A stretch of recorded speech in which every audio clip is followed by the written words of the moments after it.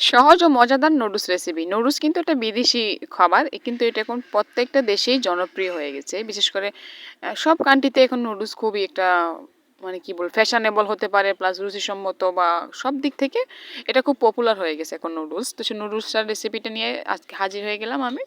সাথে থাকবেন সেই কামনা করতেছি। সাথে ২ টা ডিম পোস্টও করব।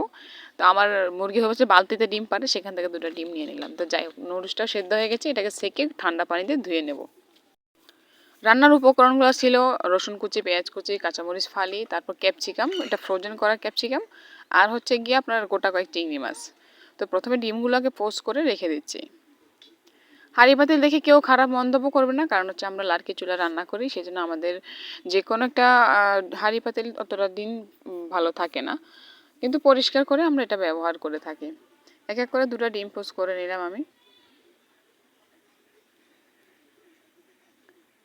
যে যেখান থেকে ভিডিও দেখবেন দেশ ও দেশের বাইরে থেকে, আশা করি সবাই ভালো আছেন আর অবশ্যই ভালো থাকার চেষ্টা করবেন।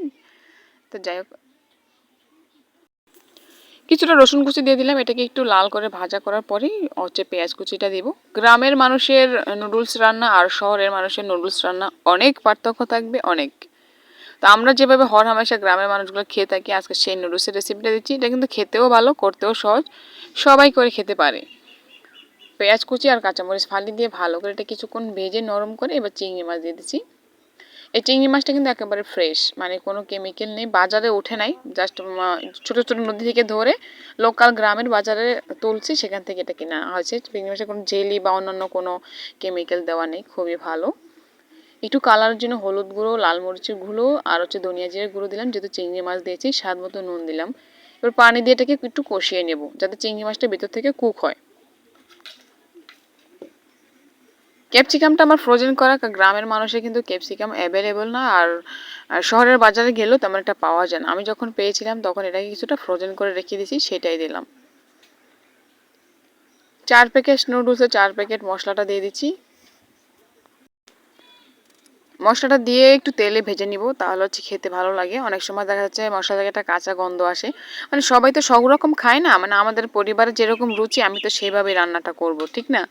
তো মশলাটাকে একটু তেলে ভেজে এবার নুডলসগুলো দিয়ে দিচ্ছি, এবার ভালো করে মিক্স করতে হবে। এবার কথা হচ্ছে যে আপনাদের নুডলস রান্না এত পার্থক্য কেন, বা গ্রামের আর শহরের? কারণ যেমন soya sauce, tomato sauce, ADC sauce, তারপর ম্যাগি সস, ইভেন হচ্ছে চিলি সস, অনেক ধরনের সস দিয়ে কিন্তু নুডলস কুক করা হয়। সেই নুডলসগুলো খেতে একরকম স্বাদ, এবং এরকম সাধারণভাবে ঘরোয়া টুকটাক মশলা দিয়ে করলে এটা কিন্তু অন্যরকম স্বাদ। দুটার টেস্টেও ডিফারেন্ট থাকে, রান্নায়ও ডিফারেন্ট থাকে। আর গ্রামের মানুষ অতটা সসগুলো চেনেও না, যদিও আমার ঘরে 2-1টা ছিল, আমি ব্যবহার করি না, কারণ আজকে আমি গ্রামের সর্বসাধারণ যেভাবে করে খাই সেভাবে করার চেষ্টা করেছি। তো কেমন হলো জানাবেন। সবাই ভালো থাকবেন, সাধারণভাবে রান্না করে খাই, আমার সাধারণ জীবনযাপন। সবাই ভালো থাকবেন, আল্লাহ হাফেজ।